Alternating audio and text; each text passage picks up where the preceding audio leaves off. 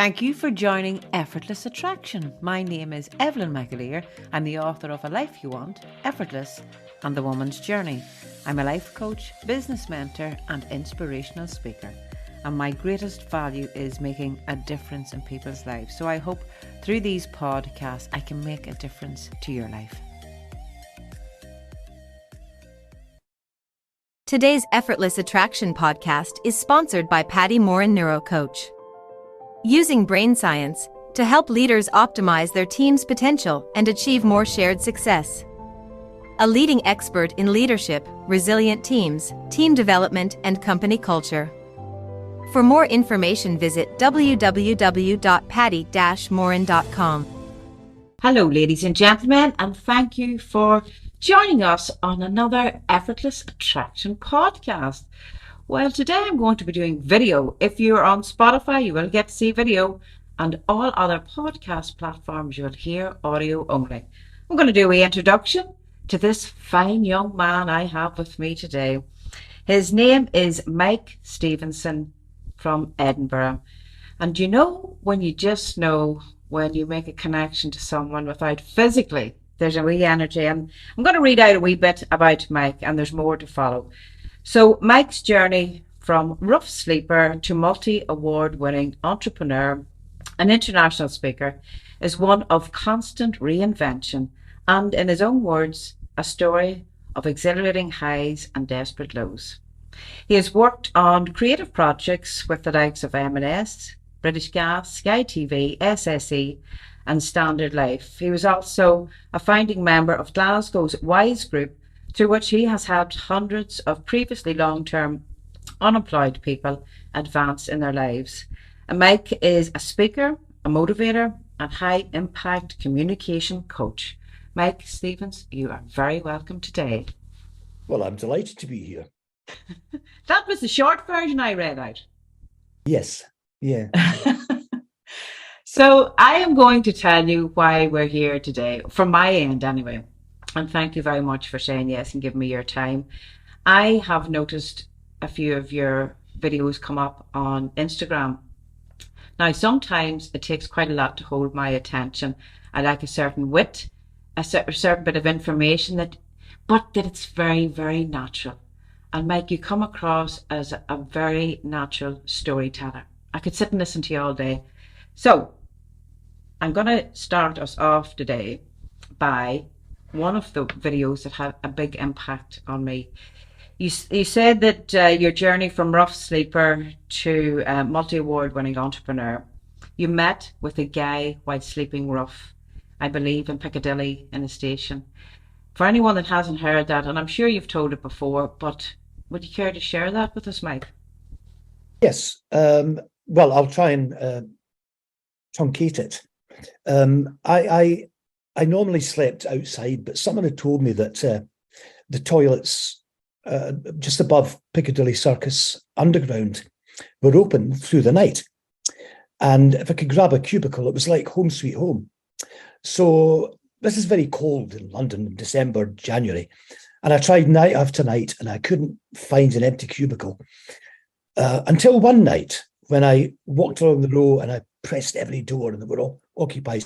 I reached the final one and I pushed the door and it opened. So I quickly got inside, locked the door, sat in the toilet seat, trying to adjust my head to get a comfortable position for resting my head. And there was a knock on the door. And this very posh voice spoke to me and he said, "Excuse me, do you have room for one tonight?" And I was blown away, first by the intrusion, but secondly by the accent, because he sounded like someone from the House of Lords. So I opened the door and this man with long straggly hair, a long beard, an old coat, a rope, tying the waist in his coat, walked in and he sat down across from me and we talked for 5 hours.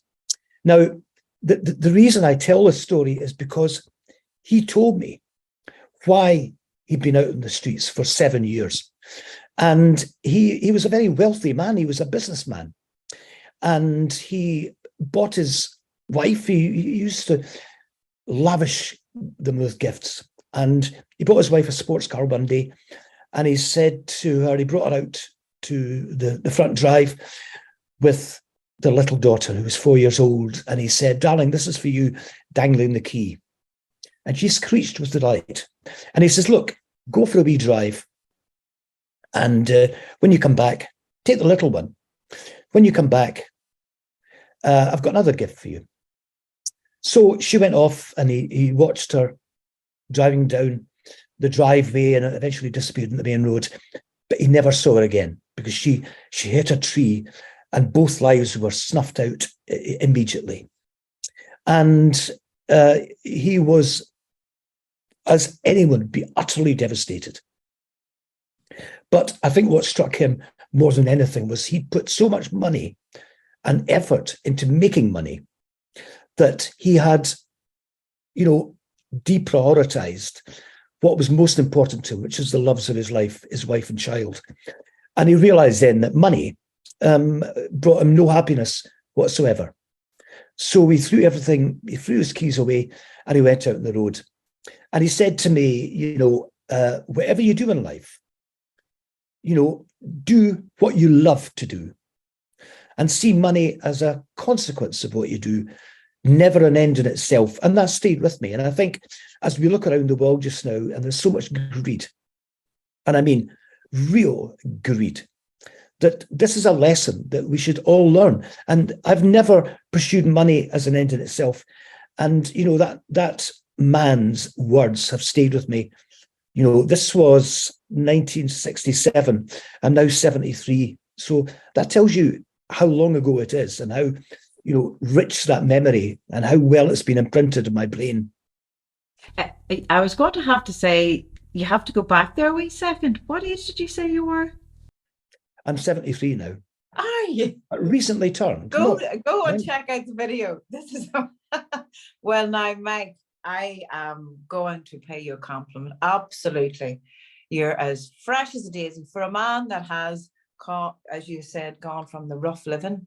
And maybe there's a secret in that. How do you keep yourself so fresh and young? I get asked this question when I go and speak, and I just say to people, olive oil. I don't mean on my skin. I mean, I've always used olive oil in my cooking, my salads. My mum was Lebanese, so I got brought up with a Mediterranean diet. So that stood me in good stead. But the thing above all is to retain the child in you, because children have got curiosity. Children get bored with banality. So they're always seeking new adventures. They're always looking around the next corner. And that's what I do. And I've never lost that. So I think being a child inside a man's body, a man-child. Yeah. It's been talked about a lot. But actually, there's a lot in that, a sense of fun, a sense of humor, and an appetite for life, which all children have. I absolutely agree with you 100%. I remember watching a video one time. I think it was titled, "Don't Let the Old Man In." Yes. Don't let the old man in. And I see that in people where they're waiting on retirement for this great life, or waiting on the when then scenario when the next great thing happens. But yeah, you're right to allow that child to have fun, to bring joy. That's a huge thing we talk about. The work we do is gratitude and being humble. So I'm going to go back to that conversation. Again, you spoke about, which it struck a chord here too, and we listened to it, that money is a consequence of what it is that I do. Would you tell us a wee bit more about that, Mike? Just. Well, yeah. I mean, look, there are. I got offered when I was in business. I was doing really well in business. I got offered all kinds of, offshore accounts, second properties, and I always refused because I've been down there, and the idea of owning multiple properties just horrified me. And I suppose that when I was down in London and down and out, I got approached by a lot of very big cars with smoked glass windows and all kinds of offers. And I saw a culture in which people could buy people. And I think we see it today. We've got modern slavery. We've probably got as much slavery today as we had, 5 centuries ago. And that has always stayed with me, that, I want to pay my fair share. I don't want to see the massive gap between the wealthy and the poor that we have today, because it doesn't do anyone any good. And so I've always priced, fairly. I find it quite hard to price myself, but I do that. And, I deliver. I mean, my thing is I've got to deliver. I've got to deliver above expectations. And of course, as expectations rise, you have to keep going ever higher. But it's a personal integrity thing for me, that I don't want to make money out of money. I want to make money out of my talents. That reminds me of the law of Dharma, or let's say the law of purpose. And I remember when I read it, I think it was in one of Deepak Chopra's books, and I thought, yes, that's the answer. For your unique gifts and talents, there is a unique need. And from that, your abundance, everything flows. Otherwise, we're existing in life, putting the cart before the horse. Will I make money? Yes. This? And absolutely, when people step into business, of course, I want to make money. But do you believe, and you've stepped into many a corporate business, you deliver many a talk, I'm sure to CEOs and directors. Do you believe that sometimes people are walking about life thinking it has to be hard in order to receive? Or are there people actually do believe I can love what I do? This does exist. Well, look, I did lots of jobs.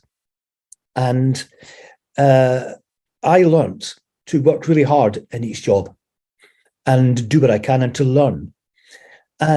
We now got, I think it's over 70% of people would be ready to quit tomorrow from their job, which is a really serious issue, because we've got a productivity crisis. The economy in this country is heading for a crisis point. And we've got to find purpose within what we do. Now, I've got a very clear purpose, and it's to generate energy and excitement about the future, and to get people to start thinking creatively about what they do, rather than just using the left brain to function. And we need to move more to this creative culture where we're driven by ideas. And if we talk about, I don't like the word customer service. I think that's too baseline. I think we should be, particularly nowadays, creating astonishingly exciting sensory experiences for people. And I've done it in business, so I know it works. I know you build up friendships. And my mantra in business is make friends for life, not past customer experience spreadsheet tick boxes. So I think we can find purpose. Not everyone has a very clear purpose, but in work, if you find purpose within that work, and it could be about you, the purpose could be about you. It could be to learn every day, to make myself the best I can be, to work hard, to invest in myself, because everything you do, you're investing in yourself. If we just see us, in terms of giving our labour away to someone, we're going to be very unhappy. And I have, worked with people who've been long-term unemployed and seen them grow and seen them go on to astonishing things. People who never believed they were worthy of even a job. One guy went on to be a BBC producer. I obviously can't mention his name, but really astonishing success stories.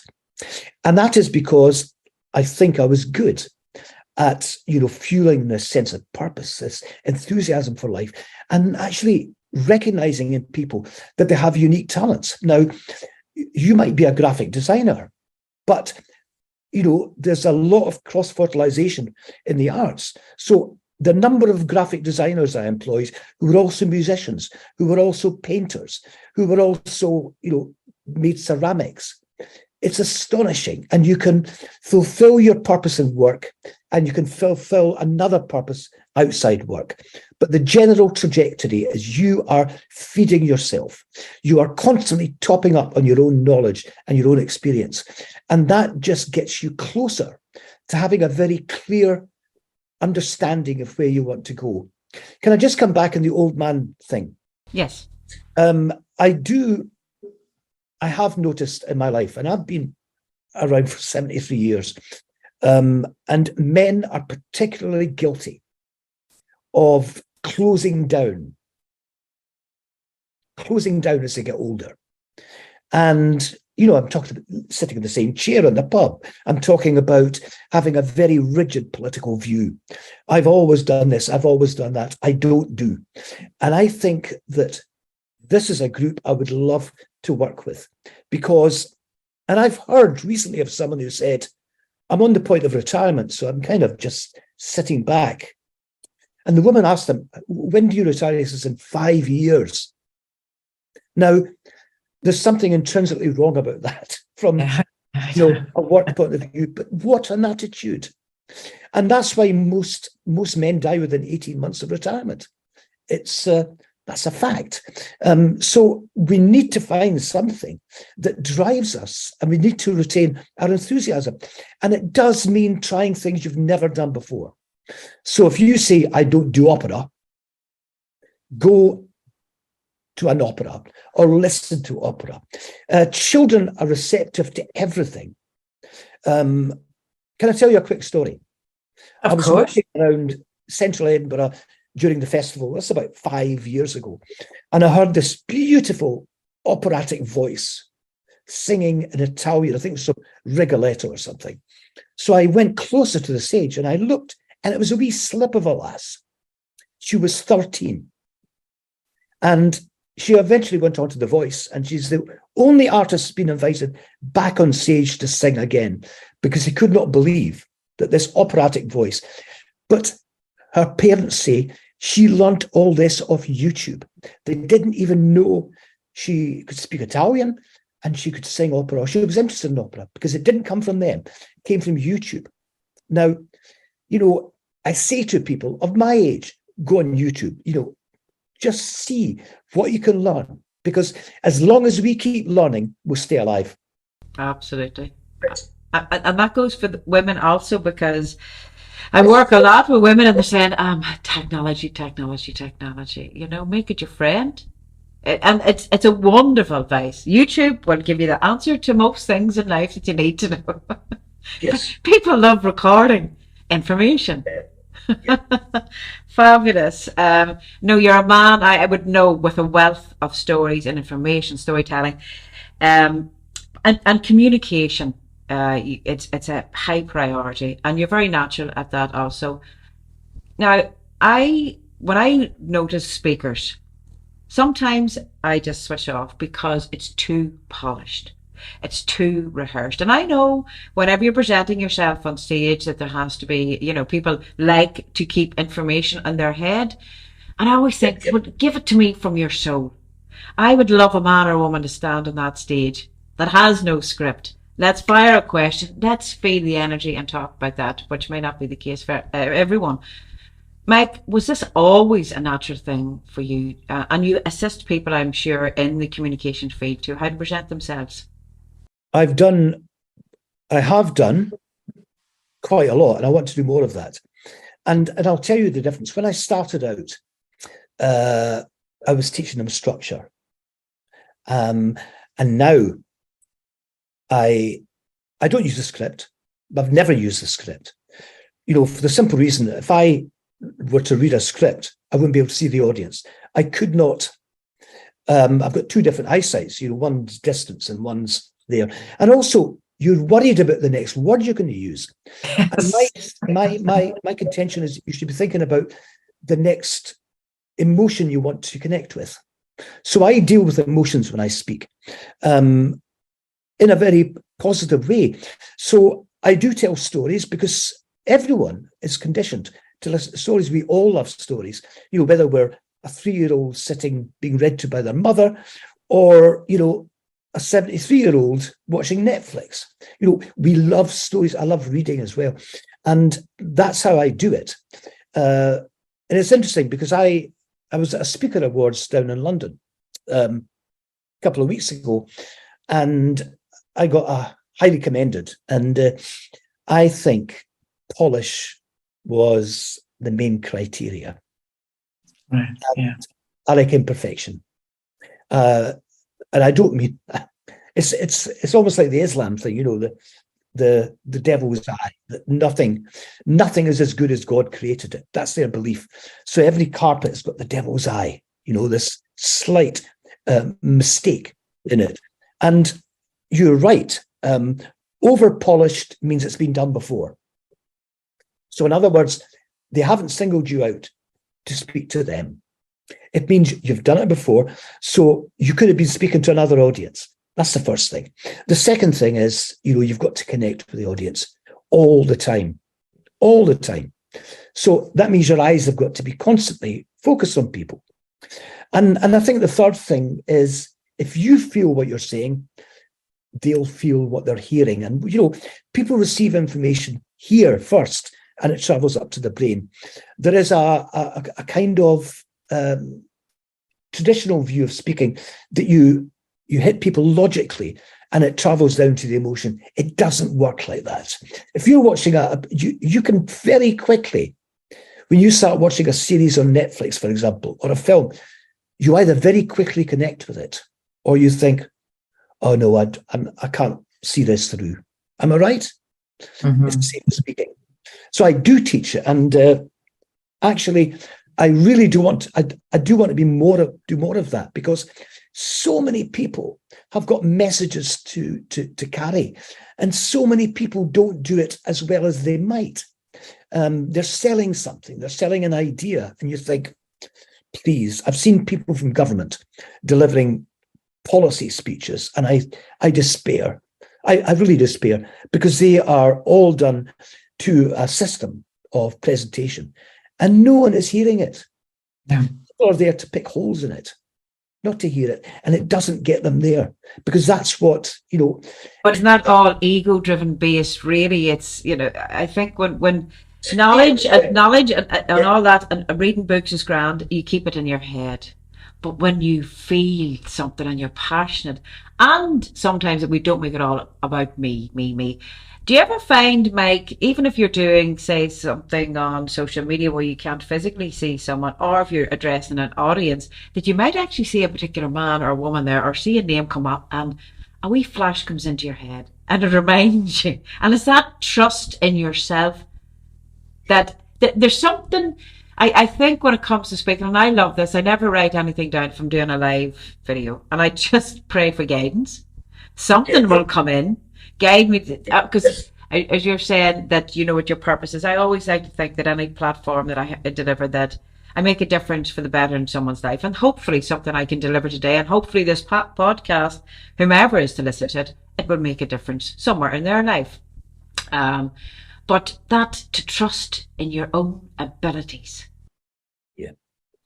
Yeah, that's important, because you the problem with people who are delivering a corporate or a political message is that their fear of straying off message.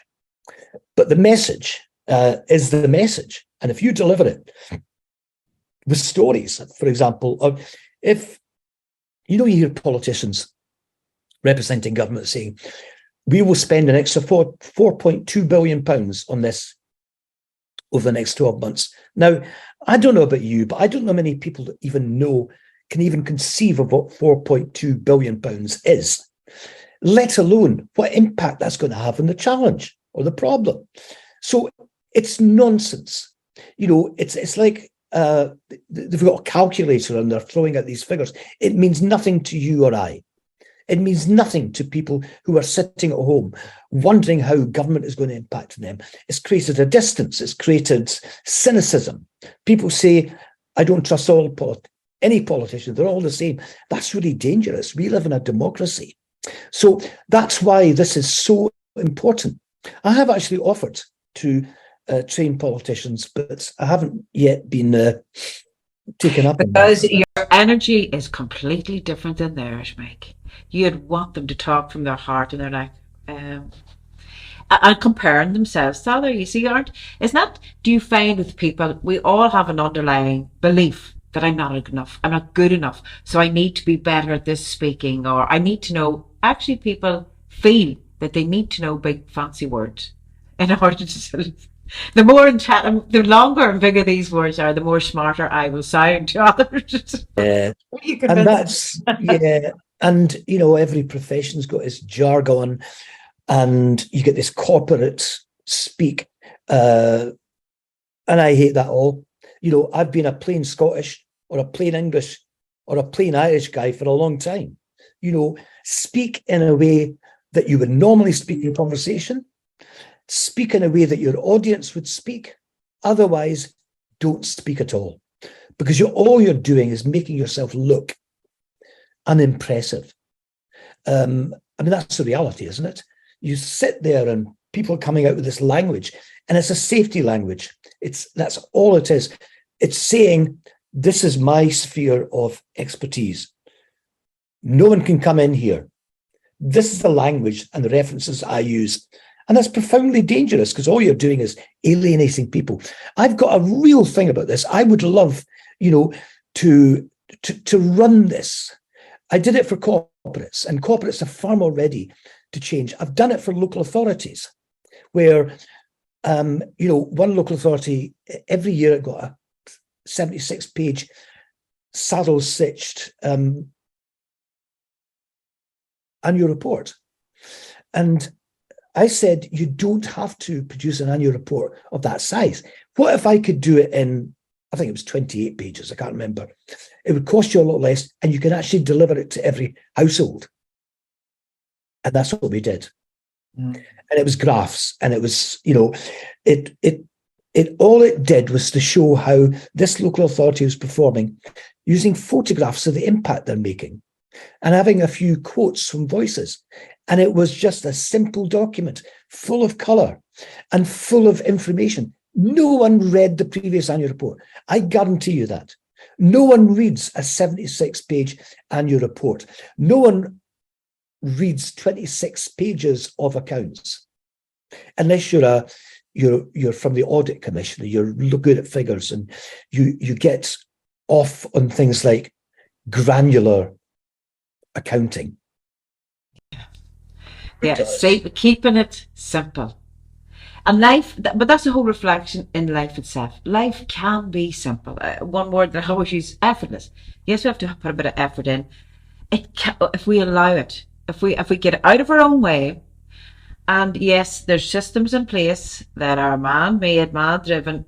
Personally, because I'm very much about energy myself, I don't believe it's man-made. I suppose it's what part of life is about. You have to rise above this or shift your own energy. And definitely, I think it's an environment where our creativity can be heavily stifled. We can be controlled. And some people love that. They love to be told when to start, when to finish, when to eat, when to go. There's your money, there's your pension. Some people love that because it takes a huge responsibility off them. And I also have someone else to blame for where my life is. So let's, Mike, can I, and listen, I'm not even looking at time. Can I get to a question I want to ask you? How did you end up sleeping rough? Well, there were things happening at home. I found out my father was having an affair with someone much younger, someone who I knew. I got kicked out of school at 15. Everything was going wrong. My sister went off to live in Africa with her newfound husband. And I couldn't imagine staying home anymore. So I went down to London, and I actually started in a job, but I got a sack within 3 weeks because no one could understand a word I said in my Scottish accent. So I ended up sleeping out. And, you know, it was uncomfortable.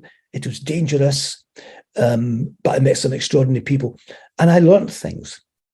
I'm not suggesting the University of the Pavement, but you do learn things, and you realize that you're resourceful. You have to be creative as well. And, you know, I met some extraordinary people. A 16-year-old girl who'd been kicked out of a very wealthy household in Middlesex because she'd failed a couple of exams. And her parents said, well, she wasn't kicked out. She was forced out because they said, until you apologize to every single member of the family for bringing the family name down, for letting us down, we will not feed you. So she escaped. And I kind of looked after her. I was only a year older at the time.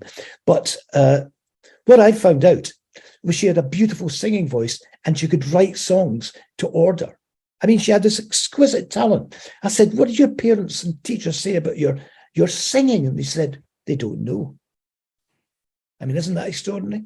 Mm-hmm. So she was out in the streets. I don't know what happened to her because we lost contact. I pray that things worked out for her, but I don't know because quite a few people died in the streets, who were friends of mine, and that was horrible. So I got out of it by going to Dublin, actually. And I played the guitar and sang. And so I busked in Dublin on Grafton Street and got to know Thin Lizzy, or Phil Lynott and Brian Downey. And that gave me a sense that I'm a performer. I know who I am. I'm a performer. And I loved that, but also listened to stories in the Dublin bars at night, and I loved that. Edinburgh bars were quite similar, but nothing beats a Dublin bar for just getting the crack. For I was thinking, funny enough, when I was listening to you telling stories, I said it could almost be an Irishman the way he tells a story. There you go. Yeah, I mean the Irish and the Western Isles, the Western Highlands down the west side of Scotland, you get that as well. But it's true. I mean, the Irish are just the best storytellers, and I also think American blacks, because they've been through the church, they've got this kind of, Martin Luther King's rhythm and his style came from, the preaching of, the Baptists. I mean, they've got an extraordinary way of speaking as well. But it is about stories. And every speech I give, it's a succession of stories. It's obviously linked together with why I tell the story. And, moments of humor. I don't shy away from humor, but it's all self-deprecating humor. It's not about other people. You can get away a lot when you talk about yourself. Mm-hmm. And when you can laugh at yourself. That's the sign of a good man. Well, Mike, listen, I'm going to conclude us very shortly here, but I could talk away, because there's so much more I want to know and hear and find out. So I'm going to let you now talk, because you go into business. Tell us what it is that you do, the services that you offer. And by the way, ladies and gentlemen, you can find Mike. He's on Instagram. Mike, if you type in Mike Stevenson, you'll still get him. So it's Mike Stevens Speaks on Instagram, Facebook and LinkedIn. Those are the social media platforms. He's hot on LinkedIn.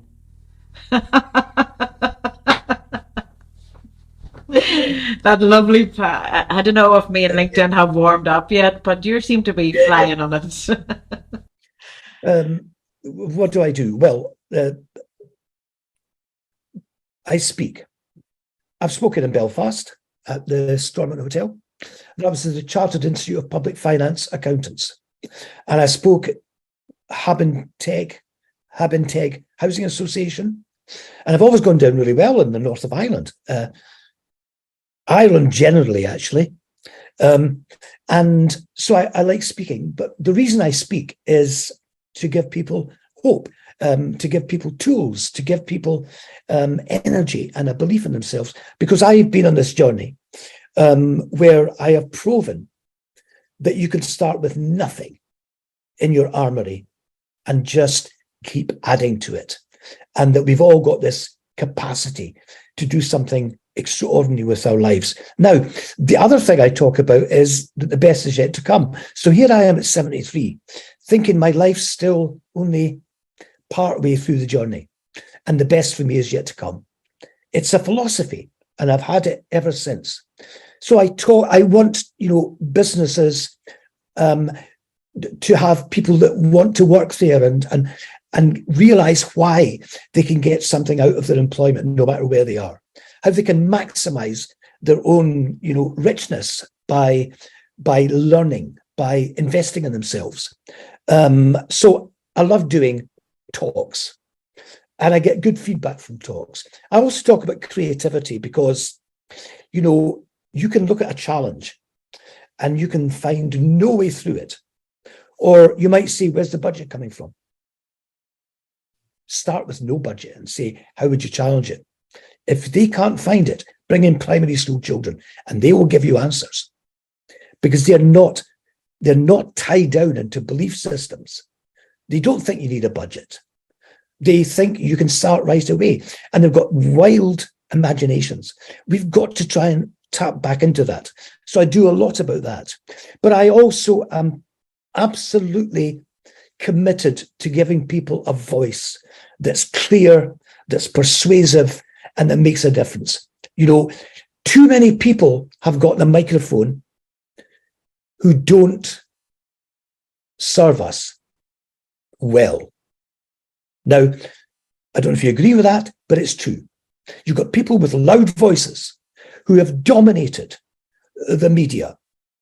And we need alternative voices to talk about what life is to them, what their experience is, and what their ideas are. So I want to train people. I want to do more of this. It's actually quite hard recruiting people just now. But I suppose the best way to do it is to find organizations that say the best thing we can do is to invest in our people's, ability to communicate and communicate persuasively and gain the confidence from doing that. Oh, absolutely. And I would highly recommend any organisation, because if I was an employee, I always thought nobody would employ me anyway. It wouldn't work on my time. What a treat. What I would feel as an employee, I actually matter when you bring the likes of a speaker such as yourself in to speak. You're the type of man, I always said, if somebody stood up and talked about a wet lettuce leaf with passion, I'd be passionate about that. So, Mike Stevenson, I'm going to say thank you so much for your time today. Ladies and gentlemen, thank you for listening in.